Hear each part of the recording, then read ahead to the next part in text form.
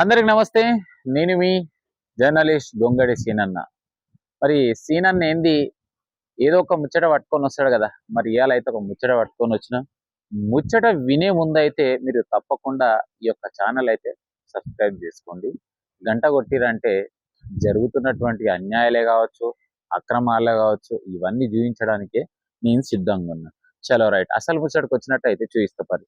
మీకు ఇక్కడ కానొస్తున్నది కదా, ఇది వచ్చేసి రంగారెడ్డి జిల్లా మహేశ్వరం నియోజకవర్గ పరిధిలోని మల్లాపూర్ గ్రామం అన్నమాట. మల్లాపూర్ గ్రామం 14వ వార్డుకు సంబంధించి వెంకటాపూర్ చెరువు. వెంకటాపూర్ చెరువు అంటే ఈ గేట్ అవతల మొత్తము చెరువు. ఇది వచ్చేసి ఇదంతా ఎఫ్టిఎల్ ల్యాండ్. ఇది కరెక్ట్ గా సర్వే చేస్తే ఎక్కడి వరకు వస్తుందో కూడా తెలియదు. ఎఫ్టిఎల్ ల్యాండ్ ఈ మొత్తం దీంట్లో వెంచర్ చేసిరు. వెంచర్ చేసినాక కనీసం చెరువులోకి అంటే పశువులు, బర్రెలు కావచ్చు, గొర్రెలు కావచ్చు, వెళ్ళి నీళ్లు తాగడానికి వే అనేది చెరువుకు ఓపెన్ ఉండాలి. కానీ ఈ చెరువుకి ఎలాంటిగా వెళ్ళకుండా అక్కడ నుంచి అటు వెంచర్ చేసిరు, అటు నుంచి అటు వెంచర్ చేసిరు. ఇది టోటల్ ఓపెన్ ఉంటుండే. ఇక్కడ నుంచి జంతువులు, గొర్రెలు, బర్రెలు వెళ్ళి నీళ్లు తాగొస్తుంది.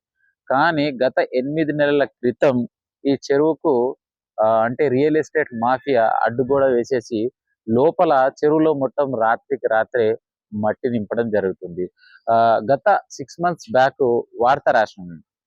ఒక పేపర్లో, శనార్థి తెలంగాణ న్యూస్ పేపర్లో వార్త రావడంతో ఈ గోడను మొత్తము మరి ఇరిగేషన్ అధికారులు కూలగొట్టడం జరిగింది.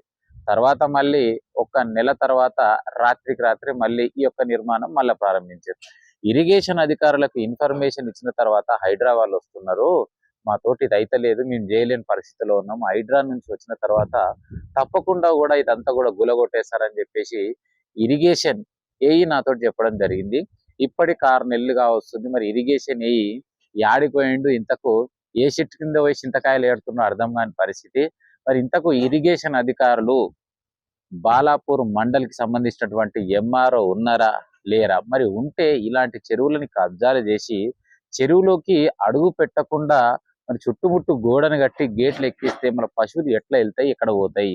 మరి పశువులకు నీళ్లు కావాలంటే యాడిపోతాయి ఒక్కసారి అర్థం చేసుకోండి.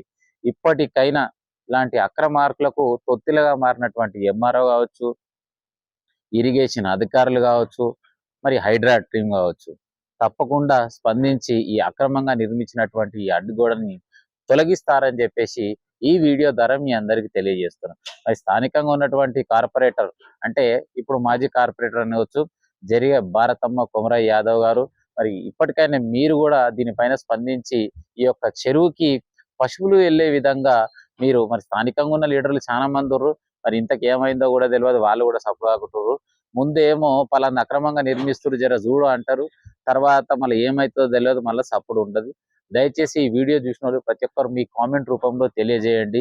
ఇది చెరువు సంబంధించినటువంటి ల్యాండ్. ఈ ల్యాండ్ ని మొత్తము టోటల్ గోడ అడ్డం కట్టేసి మరి చెరువులోకి వెళ్ళాలంటే ఎట్లా వెళ్ళాలి?